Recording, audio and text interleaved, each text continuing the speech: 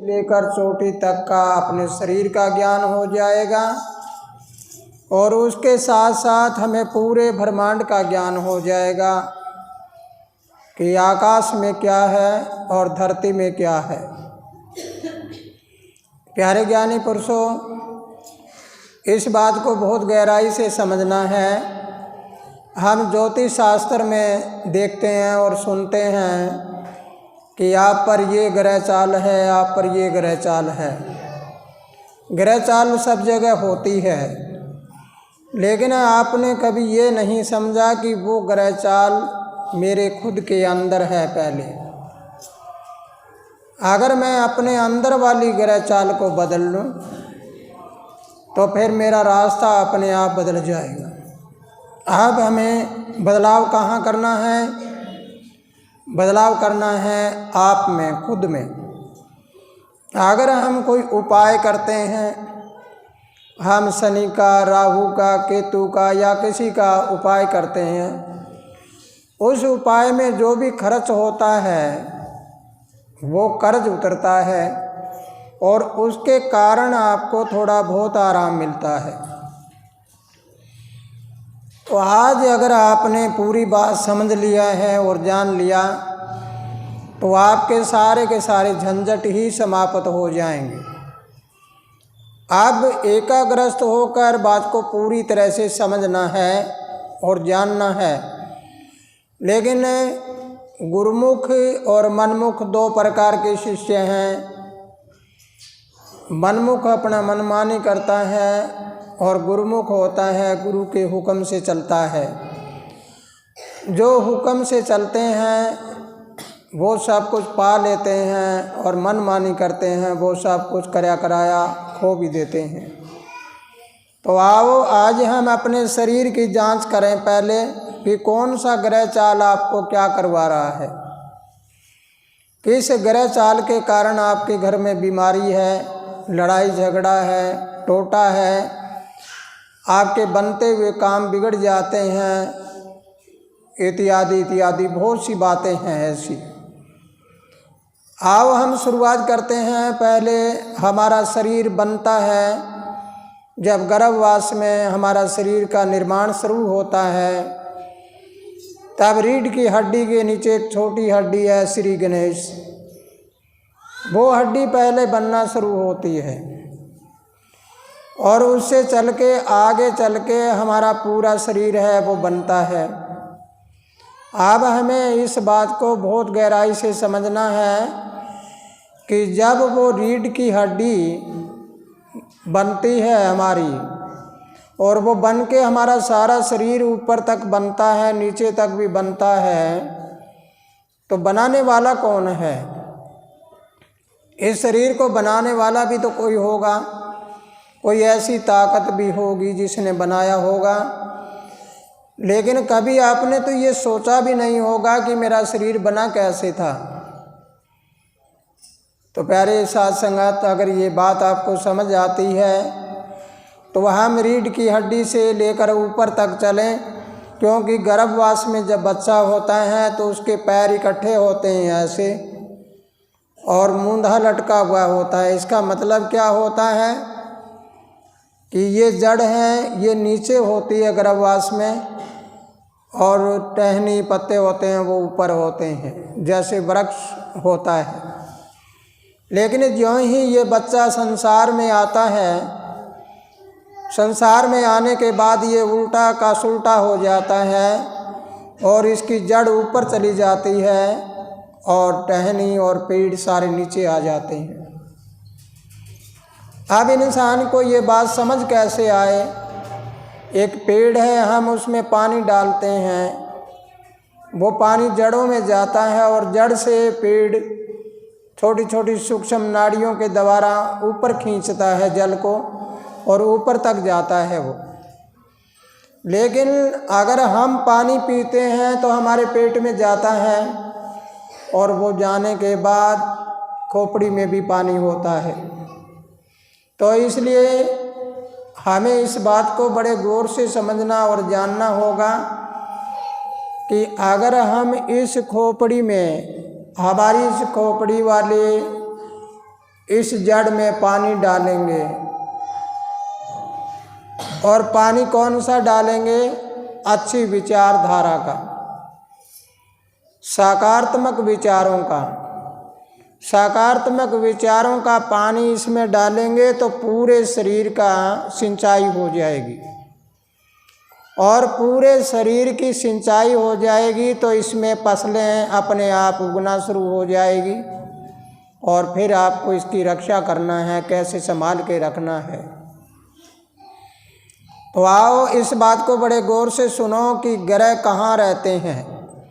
आकाश वाले ग्रह के पास ना तो तुम कभी पहुँचे और ना पहुँच सकोगे, लेकिन हम अपने शरीर वाले ग्रह के बारे में जान सकते हैं। तो शुरुआत करते हैं हम ग्रह की। और कुछ साथ संगत में ज्ञानी पुरुष भी बैठे होंगे, कोई पढ़े लिखे बच्चे भी बैठे होंगे। आज इनको इस बात से पूरी जानकारी लेनी है कि हमारे शरीर में ग्रह कहाँ कहाँ रहते हैं। शुरुआत करते हैं हम सूर्य की। सूर्य हमारा ये दायां सवर होता है, ये 1 नंबर होता है। जैसे गिनती में इक्का होता है, 1 होता है। दूसरा हमारा बायां सवर होता है, ये चंद्रमा है, इसका नंबर 2 होता है। तो अब 2 और 1 दोनों मिलकर उसका जोड़ कितना बन गया? 3 नंबर हमारा दोनों सवर चलती हैं ऊपर। यहाँ होता है गुरु। जब हम ध्यान क्रिया में ऐसे बैठते हैं, दोनों सवर इकट्ठी चल पड़े, तो तीसरा स्थान ये हमारा गुरु का होता है।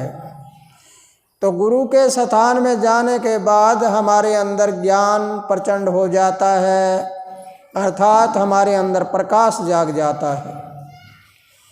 अब इस प्रकाश को जागने के बाद ये हमारा 3 नंबर हो गया। लेकिन अगर हम इस पर ना पहुँचे तो क्या होगा? 4 नंबर पर यहाँ इसके निचली तरफ राहु होता है। निचली तरफ कहाँ होता है? जो 2 भाषी होते हैं, एक बार कहेंगे हाँ और एक बार कहेंगे ना, वो कभी ऊपर जाते हैं कभी नीचे आते हैं। कई बार तो उनमें ऐसा ज्ञान आ जाता है, ज्ञान की बात करना शुरू कर देते हैं। और कई बार ऐसी विचारधारा आ जाती है कि वो बिल्कुल अज्ञान हो जाते हैं। इसी प्रकार उस क्रिया को समझना है कि मैं अब ज्ञानी हूँ और अब अज्ञानी हूँ। तो ज्ञान कैसे आया और मैं अज्ञान कैसे हुआ? अगर मैंने इस क्रिया को समझ लिया तो फिर हमें पता लगेगा कि हकीकत में सारे ग्रह हैं वो मेरे पास हैं, मेरे शरीर में हैं, बाहर नहीं। तो इसलिए मेरे प्यारी साथ संगत, प्यारे बच्चों, अगर तुम्हें ये बात समझ आई है तो 5वां स्थान बुद्धि का होता है। बुद्धि हमारे यहाँ है, यानी आँखों के पटल के पीछे ये 5 नंबर होता है। इस 5 नंबर में अगर हम देखें तो हमारी बुद्धि नीचे आती है या ऊपर जाती है? ऊपर जाएगी तो गुरु के पास और नीचे आएगी तो संसार के पास। अब हमें दोनों का पूरी तरह से जांच करके देखना है।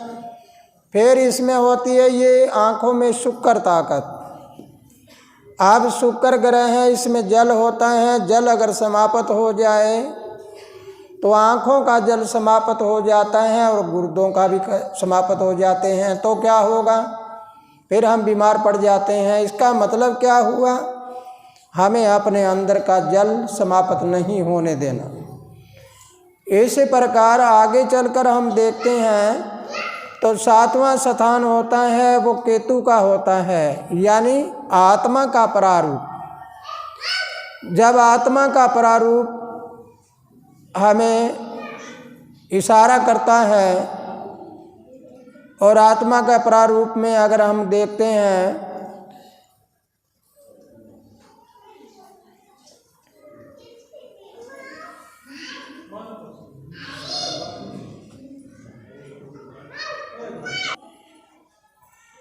जब हम इसका आत्मा का प्रारूप देखते हैं तो क्या होता है? प्रकाश है, उसमें अंधेरा आ जाता है। अर्थात जैसे अमावस्या वाला चंद्रमा होता है वैसा अंधेरा हो जाता है। फिर हम चले 8 नंबर होता है शनि महाराज का। शनि हमारे गोडों में होता है, आलस्य होता है और तेजस्वी होता है, घुटनों में दर्द और पिंडी में दर्द, और कईयों के घुटने घिस जाते हैं, ग्रीस घिस गया या घुटनों में और कोई बीमारियां हो गई। ऐसा अगर किसी के दर्द है, किसी के घुटने में कोई बीमारी है, तो आप ये सोच लेना आकाश वाला शनि तो इधर रहता है पश्चिम में, लेकिन ये शरीर तुम्हारे यहाँ नीचे रहता है। इस शरीर को सुधारने के लिए तुम्हें क्या करना चाहिए? तुम्हारे अंदर तीक्ष्णता है, तुम्हारे अंदर गर्मी है, तुम्हारे अंदर क्रोध है, तुम्हारी बुद्धि उल्ट पुल्ट हो जाती है, उसको सही कर लो और आपके गोडों से दर्द गायब हो जाएगा। फिर 9वां नंबर होता है मंगल का। मंगल हमारे शरीर में खून होता है और शरीर में 2 जगह पर रहता है, एक तो यहाँ आँखों के भावों के बीच में और एक गुप्तांग में, वहाँ इंद्री कमल में रहता है। इंद्री कमल में जाकर माइनस हो जाता है, यानी घट जाता है और यहाँ पर जमा हो जाता है। जिसका मंगल तेजस्वी हो, अर्थात मंगल शरीर में खून होता है, और खून अगर उल्ट पुल्ट हो जाए, उल्टा पुल्टा हो जाए तो क्रोध भी जागता है। तो ये मंगल अगर तेजस्वी हो तो क्या होता है? ये राज करता है, ये सेनापति होता है, राजा होता है। तो इसलिए हमें आज क्या करना चाहिए? ऊपर वाले ग्रह को मत देखना, तुम अपने अंदर वाले ग्रह को देख लेना, फिर तुम्हारी सारी बीमारी भी दूर हो जाएगी, टोटा भी दूर हो जाएगा और सब तरह से आपको ज्ञान होना शुरू हो जाएगा। तो आओ प्यारी साध संगत, कोई सुगरा बनकर आगे आओ और इस ज्ञान को अपने दिमाग में रचाओ तथा दिल की गहराइयों से इसको अपना लो। फिर देखो तुम्हारे घर में कैसे 4 चांद लग जाते हैं। हाँ, सतगुरु तू ही,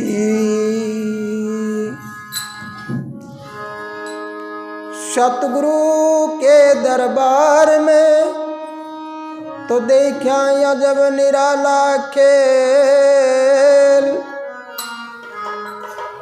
जब लग स्वार्थ है बंदे को तो तब तक रखता मेल। सतगुरु साहेब के दरबार में तो खिले ज्ञान के फूल, जन्मदाता श्री चूनी राम जी सतगुरु माने तो मिटी अपनी भूल। प्यारे साध संगत जी, आज सुगरा बन के सुनना है आपको, लेकिन एक बात और बता देता हूँ, तुम कभी शमशान घाट में जाकर देखना, शमशान घाट की हड्डियों से पूछना जाकर, वहाँ हड्डियों से ये पूछना कि हड्डी तू किसकी है? तो इंसान की है, राजा की है, रंक की है, फकीर की है, किसकी है? तो हड्डी निश्चित आपको बता देगी कि न तो मैं नर हूँ, न मैं नारी हूँ, न मैं राजा हूँ, न रंक हूँ, न भिखारी हूँ, मैं तो एक इंसान की हड्डी हूँ। जब शमशान में जाने के बाद वो हड्डी अपने आप को इंसान की हड्डी कहती है, तो हमें जिंदा जी क्या कहना चाहिए? अपने आप को, अपने आप को इंसान कहना चाहिए। इंसान वो होते हैं जो दूसरे के काम आते हैं, लेकिन शैतान उसको कहते हैं जो दूसरा का नुकसान करवाते हैं। हमें किसी का नुकसान नहीं करवाना, बल्कि सबका फायदा करवाना है, किसी के काम आना है। तो आओ सुगरा बनकर आगे आओ।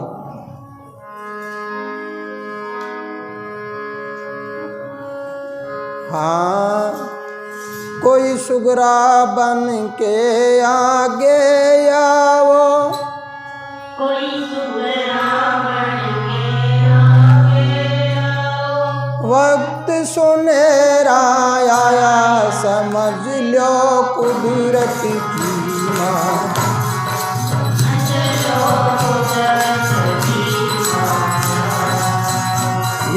कोई सुगरा बन के आगे आओ, सुगरा भक्त सुनेरा आया, समझ लो कुदरत की।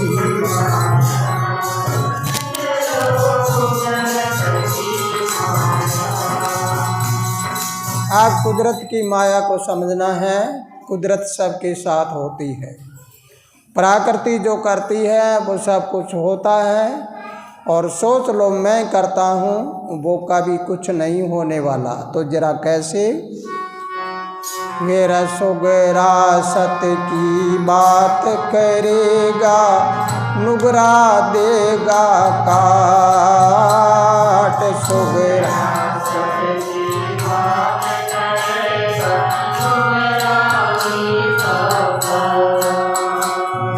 सुगरा सबके संग मिल के चलता, नुगरा बारा बार।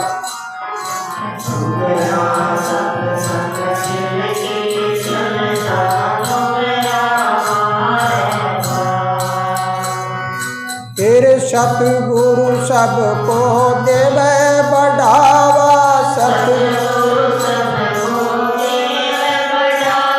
न करता अपना पराया, समझ लो रे कुदरत की माया, जान लो कुदरत की माया।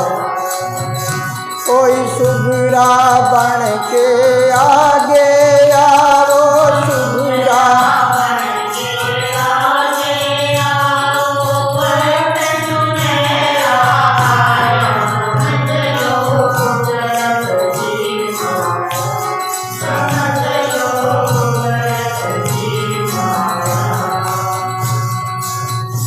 प्यारी साथ संगत, इस बात को समझना है। नुगरा और सुगरा किसे कहते हैं पहले भी बता तो चुका हूँ, लेकिन मुझे क्यों कहना पड़ रहा है ये इसलिए कहना पड़ रहा है कि हमारा ध्यान तो केवल वो होता है जो संसारिक छोटी छोटी वस्तुएं होती है उन पर, उस छोटी छोटी वस्तुओं पर हमारा ध्यान होता है, और उस ध्यान में हम अपना सारा कुछ गंवा देते हैं।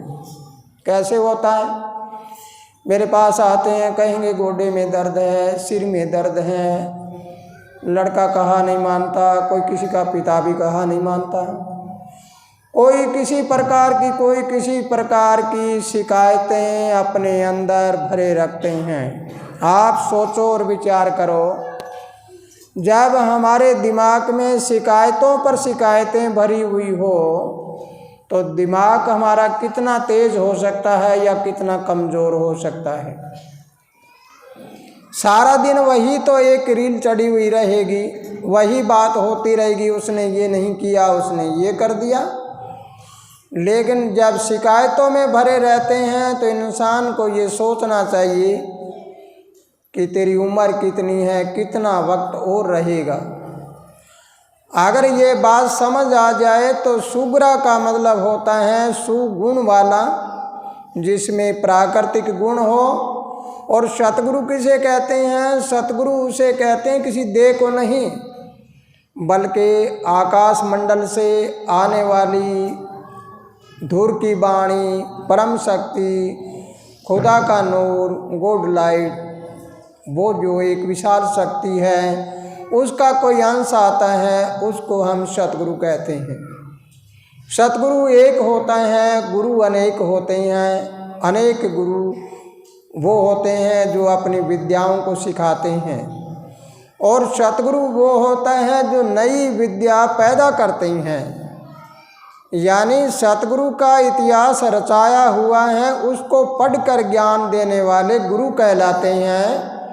और जो अपना ही ज्ञान प्रसारित करते हैं, अपना ज्ञान के द्वारा जीवों को प्रकाशित करते हैं, उन्हें सतगुरु कहते हैं। उन सतगुरु का जो शिष्य होता है वो सुगरा अगर होगा तो वो सब कुछ प्राप्त कर लेगा, और नुगरा होगा, नुगरा का मतलब होता है उस सतगुरु से विद्या लेके मुकर जाना, और मुकर के और अपना इतिहास बनाने की कोशिश करना। लेकिन इतिहास रचता नहीं है। कोई सतगुरु दुनिया में आया है, चाहे उन सतगुरुओं के साथ कोई अत्याचार भी हुआ है, कुछ भी हुआ, लेकिन इतिहास तो उन्हीं का ही रचा है, बाकी नहीं। आपने सुना होगा, पढ़ा भी होगा कहीं, ईसा मसीह को फांसी लटका दिया गया, कीलें जड़वा दी गई, लेकिन उनका ईसाई धर्म तो कायम है। इसी प्रकार हम 10 गुरु, सिखों के 10 गुरुओं की कहानी सुने तो ना होना वो होता रहा, लेकिन उनकी चलाई हुई मुहिम में उसको कोई डांट नहीं पाया। इस प्रकार हम किसी सतगुरु की बात देख लें, उन सतगुरुओं के द्वारा चलाई गई कोई भी मुहिम या प्रकाशक विधि है, उसको कोई डांट नहीं पाता। लेकिन उनके बाद में आने वाले गुरु होते हैं, उन्हीं की गाथा गाकर वो आगे बताते हैं। तो इसलिए सुगरा बनने का मतलब ये हुआ कि अपने सतगुरु को या तो सतगुरु माने ना, जितना हो उतना मस्तक झुकाया, हाथ जोड़ा और चले। अगर माना तो पूरा ही मान लेना चाहिए, सौदा पक्का कर ले, कच्चा मत करें। कच्चा सौदा हमेशा कच्चा रहता है। तो इसलिए प्यारी साध संगत जी, इस बात को ध्यान में रखते हुए आज सुगरा बन के हर बात को सुनना है। फिर आगे चलें। आगे चलकर तुम ये देखना पशुओं की हड्डियों के बारे में। पशुओं की हड्डियाँ पहचानी जाती है, कहते हैं ये किसकी है, ये ऊँट की है, ये भैंस है, ये गाय है, ये गधा, घोड़ा या भेड़ बकरी, कुछ भी हो। और पक्षियों की पहचान होती है, इंसान वाली नहीं पहचान होती। इसका मतलब क्या निकला कि वो पशुओं की हड्डियाँ कहती है कि हम जब जिंदा थे, अरे इंसान जब हम जिंदा थे तो तेरे काम आते थे हम, और मरने के बाद भी तेरे काम आ रही हैं। और तेरे वाली हड्डियाँ तो जिंदा किसी के काम ना आया तो मरने के बाद भी कोई काम नहीं आ रही। तो फिर तू कैसा इंसान, तेरे से हम बेहतर हैं, तेरे से हम अच्छे हैं। तो आप सोचो, पशु अच्छे हैं या तुम अच्छे हो? पशु तुम्हारे से अच्छे हैं जो जिंदा काम आए और मरने के बाद भी काम आए। लेकिन वो इंसान जो एक भगवान का रूप है, जो दूसरे के काम आए, जीना सत बोल के जियो चाहे 2 दिन, झूठ बोलकर 100 साल जीना बेकार है। और जीवो दूसरों की भलाई के लिए, जियो चाहे 2 दिन काफ़ी है, 2 दिन जी ले अच्छा है। अपना पेट भरने के लिए अगर 100 वर्ष जीते हैं तो तुम्हारे से पशु है वो अच्छे हैं, तुम उस पशुओं से बेहतर नहीं बन सकते। तो इसलिए मेरे प्यारे ज्ञानी पुरुषों, प्यारे बच्चों, तुम प्रभु की शक्ल के हो। परमात्मा ने तुम्हें अपनी शक्ल देकर भेजा है, लेकिन अकल तुम्हारे हाथ में है। तुम अपने अकल वाली चाबी खोलो और सुगरा बन के जरा आगे उठकर देखो, ऊपर उठकर देखो, तुम्हें पूरा पता लग जाएगा कि ब्रह्मांड में क्या है, आकाश में क्या है, ऊपर वाले ग्रह क्या है और तुम्हारे शरीर वाले ग्रह क्या है। तुम हमेशा अपनी सोच को यहाँ रखो, फिर देखो कैसा होगा। तो जरा सुगरा बन के आगे आओ। फिर सुगरा बन के आगे आओ,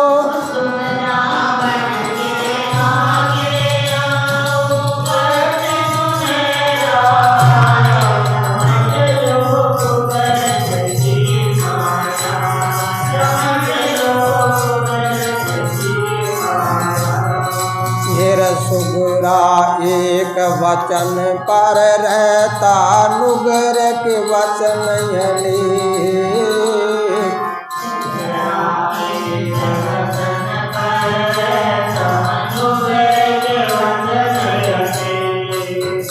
फिर नुगरा दर दर फिर भटकता, सुगर का सतगुरु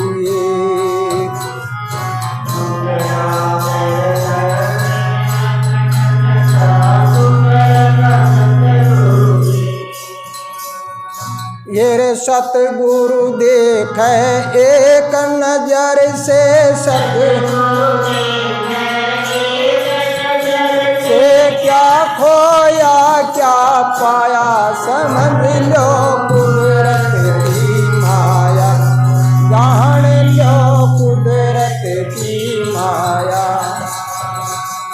सुगरा बन कोई आगे आओ, सुगरा बन के आगे आओ, भक्त सुमेरा मान लो कुदरत की माया। जान लो कुदरत की माया। प्यारे बच्चों, अगर ये बात आपको समझ आई है तो आपको बहुत गहराई से समझना है कि ये सब आप देख रहे हो, ये कुदरत की माया है। कुदरत ने जैसा खेल खिलाया है वैसा का वैसा चल रहा है, और जब कुदरत हमारा साथ छोड़ देती है तो फिर हमारे पल्ले कुछ नहीं रहता। लेकिन आज आपको कुदरत के बारे में जानना है। कुदरत भी तुम हो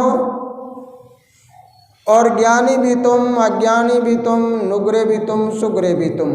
ये तुम्हारे हाथ में है, तुम कौन से बन के रहोगे। सुगरा हमेशा एक सतगुरु की बात को मानता है और नुगरा अनेक बातों में चक्कर में पड़ा रहता है।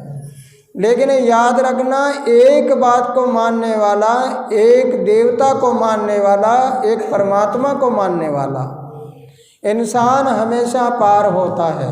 एक बार यहाँ कोई वो धर्म का कोई जिक्र तो नहीं होता, लेकिन एक छोटी सी कहावत है कि हिंदू और मुस्लिम दोनों समुद्र में जा रहे थे, दोनों की नैया समुद्र में तैर रही थी। तो रास्ते में एक तूफान आया तो हिंदू कहने लगा कि बजरंगबली जी आओ, मेरी नैया पार करो। बजरंगबली जी का नाम लेते ही थोड़ा झोला लगा, विश्वास नहीं हुआ और कहने लगा कि देवी माता तुम आओ। देवी माता ने सोचा कि भगत को त्यारने के लिए चलूं। इतने भगत ने अपनी वाणी को बदल लिया और कहने लगा कि पीर बाबा तुम आओ। जब पीर बाबा नज़दीक आने लगा तो फिर कहने लगा कि श्याम बाबा तुम आओ। इतने में नैया डूब गई। और मुस्लिम था, वो कहने लगा कि अल्लाह खुदा तो ही, खुदा तो ही, खुदा तो ही। वो खुदा खुदा करता करता वो पार हो गया और उनकी नैया डूब गई। जब वो डूबने के बाद उसके प्राण पखेरु निकले तो जाते ही उसने बजरंगबली जी को उलाहना दिया कि बजरंगबली जी, मैंने आपकी बहुत पूजा करी और मैंने आपको याद किया, मेरी नाव डूब गई। बजरंगबली जी कहने लगे कि मैंने अपनी गदा वगैरह लेकर तैयारी करी चलने की। इतने में आपने तो देवी माता को बुला लिया, तब मैंने कहा कि देवी माता तैयार देगी। फिर वो देवी के वो उलाहना देने लगा कि माता जी आपने मेरी नाव को डबो दिया, मैं आपका भगत हूँ। देवी माता कहने लगी, अरे भोले भक्त, मैं जब तैयार हुई चलने के लिए, इतने में आपने तो पीर बाबा को बुला लिया। फिर वो पीर के गले पड़ गया कि बाबा जी आपने हमारी नैया को डबो दिया। तो पीर बाबा कहने लगा, मैं अपना घोड़ा तैयार करके और चढ़ के चलने लगा और इतने में तुमने तो श्याम बाबा को बुला लिया। अब वो भागकर श्याम बाबा के पास गया। श्याम बाबा को कहने लगा कि बाबा जी मैं आपका भगत हूँ, मेरी नैया तो डूब गई। श्याम बाबा कहने लगा, अरे भाई, जब तक तू मेरे पास पहुँचा और मैंने तैयारी करी, इतने तो नैया डूब चुकी थी, मैं क्या करूँ। इसलिए भोले भक्तों, प्यारे ज्ञानी पुरुषों, अगर ये बात आप समझ आई है, आपको आप समझा है इस बात को, तो एक आवाज़ लगाने वाला हमेशा पार होता है और अनेकों वाला मझधार होता है। एक देसी कहावत कहते हैं, कई मामों का भांजा हो भूखा रहता है वो। इसलिए एक को पकड़ो और पार हो जाओ, और नहीं तो मझधार में रह जाओगे। कुदरत की माया है, तो जरा बहुत गौर से समझना है इसको। कोई सुगरा बन के आगे आओ,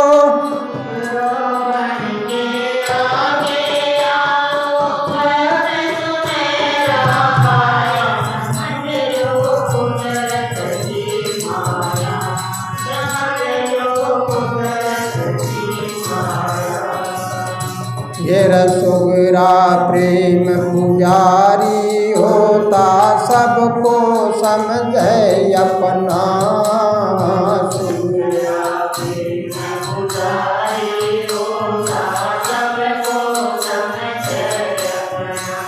ये बात निशानी है सुगरे की। सुगरा है वो सबको अपना समझेगा, लेकिन नुगरे की निशानियाँ भी सुनिए। हेरे सुगरा प्रेम पुजारी होता को समझे अपना।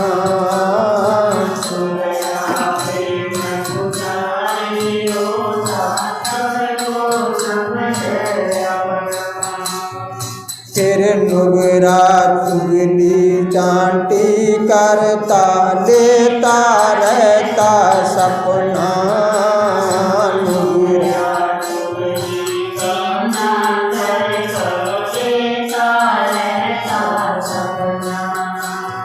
नुगरे सुगरे उस मालिक के नुगरे सब में आप समाया। समझ जोड़े कुदरत की माया।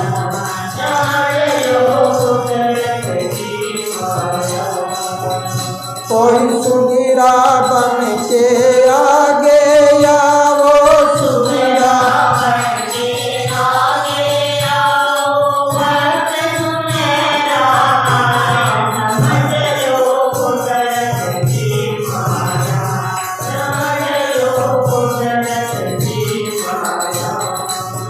प्यारे ज्ञानी पुरुषों, प्यारी साध संगत, आपको अगर सुगरापन रखना है तो सबको अपना समझना शुरू कर दो। कोई पराया नहीं है, हम सब एक हैं। एक घर से हम आए हैं, एक घर हमें जाना है। जन्म हुआ तो हम परमात्मा के घर से आए, और जिस दिन हम चोला छोड़कर जाएंगे उन्हीं के पास जाना। तो फिर ये मुसाफिर खाना है, इस मुसाफिर खाने में क्यों न हम एक बन के रहें, सबको अपना समझें। अगर हमने संसार को मुसाफिर खाना समझ लिया, पूरा संसार बड़ा मुसाफिर खाना है, और इसमें कुटुंब है उससे छोटा है, गांव है उससे छोटा है, अपना घर है वो उससे छोटा है, लेकिन सारे मुसाफिर खाना है। जब हम जिस घर में रह रहे हैं उस घर में बेटे पोते सब कुछ होगा, लेकिन जब हम चले जाएंगे यानी अंदर वाला निकल जाएगा, आपको शायद जल्दी नहीं डांटेंगे कोई। 2-4 घंटे हो जाएंगे तो ये कहेंगे जल्दी ले चलो, जल्दी ले चलो, जल्दी ले चलो। तो फिर आप सोचिए, इस मुसाफिर खाने में जब मुसाफिर विदा होता है तो उस विदाई में अगर वो अच्छे काम करके जाता है तो मिलने वाले के प्रेम के आंसू आ जाते हैं, और अगर वो बुरा काम करके जाते हैं तो उसको कहेंगे कि जाने दो, जाने दो। आप तुम ये सोच लेना, तुम भी किसी दाह संस्कार में गए होंगे। दाह संस्कार में दाह करने के बाद में क्या करते हो? पीछे मुड़ के नहीं देखते और पानी लेकर पीछे फेंकते हो। ये सोच लेना ये कैसे करते हो। अगर किसी का गुरु चोला छोड़ दे और वो गुरु रात को दिखाई दे तो क्या करोगे? कहोगे कि आज तो मेरे गुरुजी का मुझे दर्शन हुआ। अगर तुम्हारा पिता गया हुआ हो और वो पिता रात को दिखाई दे, दादा दिखाई दे, नाना दिखाई दे, या और कोई भी रिश्ता हो वो दिखाई दे, पति पत्नी में भी कोई पति दिखाई दे या पत्नी दिखाई दे, तो क्या कहोगे? कि जहाँ तुम हो वहाँ रहो, हमारा तुम्हारा कोई नाता नहीं। जब तक तुम थे तब तक था, अब हमारा तुम्हारा कोई नाता नहीं। लेकिन गुरु जब चला जाता है, सतगुरु चला जाता है, और वो रात को अगर सपने में दिखाई देते बड़ी खुशी मनाते हैं। ज़रा सोचो इसके बारे में कि ये कहानी क्या है। वो भी तो इंसानी चोला है और ये भी इंसानी चोला है। इस चोले और चोले में बैठकर मैंने क्या किया और उन्होंने क्या किया, गुरु ने क्या किया, सतगुरु ने आपको प्रकाशित किया, इसलिए उसको कहते हैं कि वो भूत नहीं बन सकेगा। और हमारे अपने घरेलू नाते रिश्ते हैं, हम उनको कहते हैं कि हमारा वाला तो भूत बनेगा, तब शाने जाके इलाज कराते हैं। इस बात को समझकर आप तुम एक के ऊपर डोर लगा लो, एक को मनाओ, सब कुछ मन जाएगा। एक पकड़ो, सब कुछ आ जाएगा। एकता में बल होता है। तुम 5, 7, 10, 20 आदमी एक रस्से के लगो, और लग के कहीं आपको कोई खींचना हो कुछ तो क्या कहते हो 1 2 3। इसका मतलब होता है एक साथ जोर लगाना।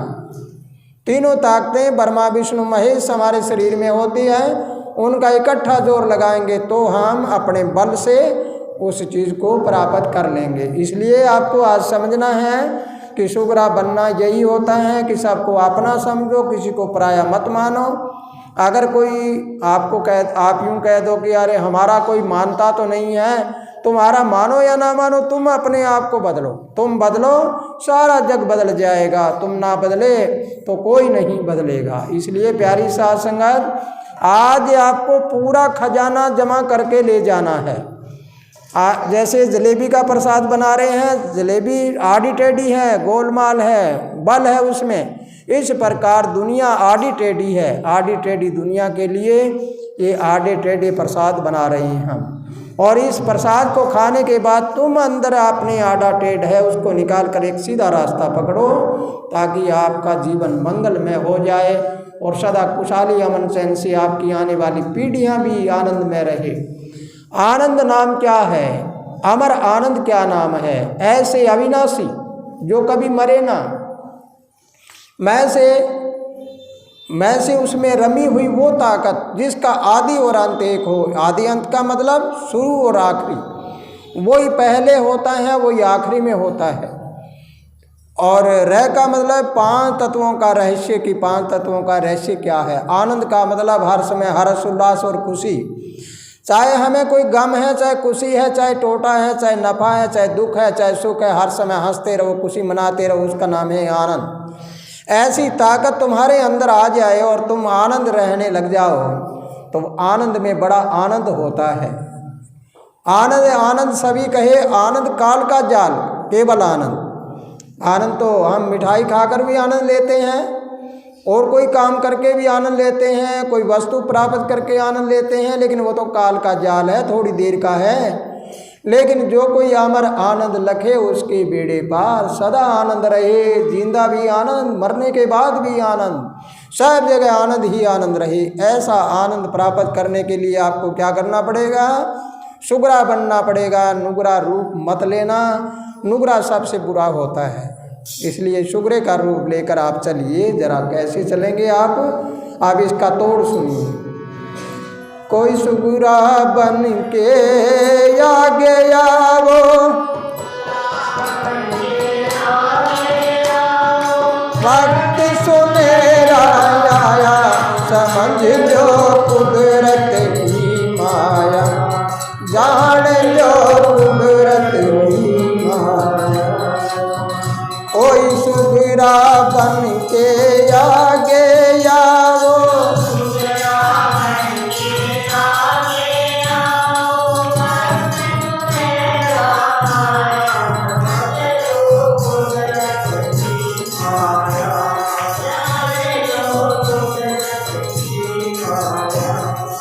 बिन मांगे या मोती मिलते जे कोई देवे जान।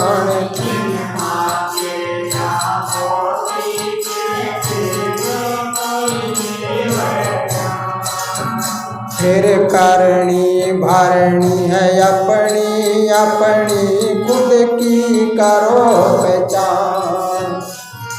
करनी भरनी अपनी,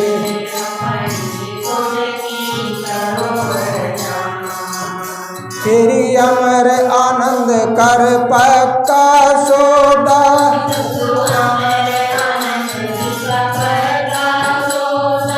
ओ जग मन का साया, समझ लो रे कुदरत की माया, जान लो कुदरत की माया। कोई शुगरा बन के आगे आओ, शुगरा वक्त सुनेरा आया, समझ लो कुदरत की माया, जान लो कुदरत की माया, समझ लो कुदरत की माया। प्यारी साध संगत, अगर मन का साया पूरा करना है तो बिना मांगे तो मोती मिल जाते हैं, लेकिन वो जानना है कि आपको जान होनी चाहिए, ज्ञान होना चाहिए कि प्रथम गद्दी जब भी आती है तो वो तुम्हें कुछ देने के लिए आती है, लेने के लिए नहीं। आप कभी मत सोचना कि हम बहुत कुछ करते हैं, आश्रम में ये लगा दिया, ये कर दिया, वो कर दिया, कुछ नहीं किया। वो देने के लिए आ रहे हैं, तुम्हें बनाते हैं इसके लिए। तुमने बनाया और तुम बनकर उनके साथ उनका दिया हुआ आपने लगाया। इसका मतलब हुआ तेरा तुझको अर्पण क्या लागे मेरा।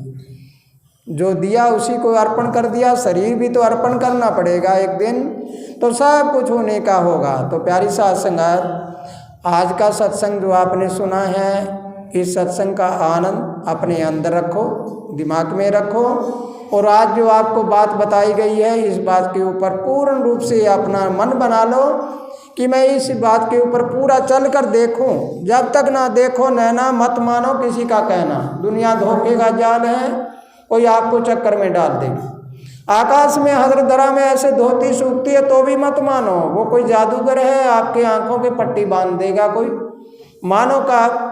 मानो उस बात को जो अनुभव करके सिद्ध करके देख लो कि हकीकत में ये बात सच्ची है, तो उसको मानो, अन्यथा मत मानो।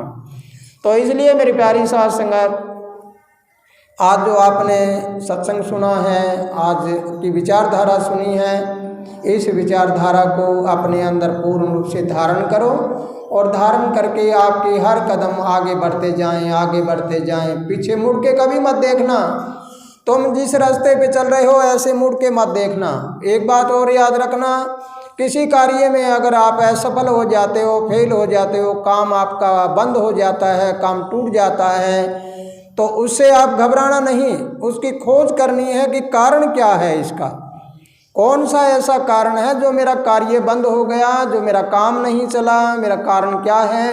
वो कारण आपको मिल जाएगा, उसके बाद आपको उस कारण का निवारण कर लेना है। फिर आपके कदम कभी रुकेंगे नहीं, और न ही आपके कदम रुकेंगे।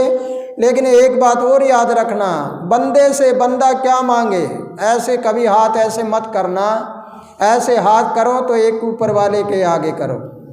वो देकर तुम्हारे ऊपर एहसान नहीं करेगा। एक बंदा आपको अगर 100 रुपये दे देगा, थोड़ी दूर कोई मोटरसाइकिल पे चढ़ा के ले जाएगा, गाड़ी पे चढ़ा ले जाएगा, तो एहसान करेगा कि रे भाई मैंने उस दिन तेरे को ये दिया था, मैंने इतनी दूर तुझे मैं ले गया था। लेकिन परमात्मा कभी भी आपको दे के ये नहीं कहेगा कि मैंने ऐसा दे दिया, आपको ऐसा कर दिया। इसलिए ऐसे प्रभु को हम कैसे तजें। तो इसलिए आपको इस बात को पूर्ण रूप से समझ लेना है।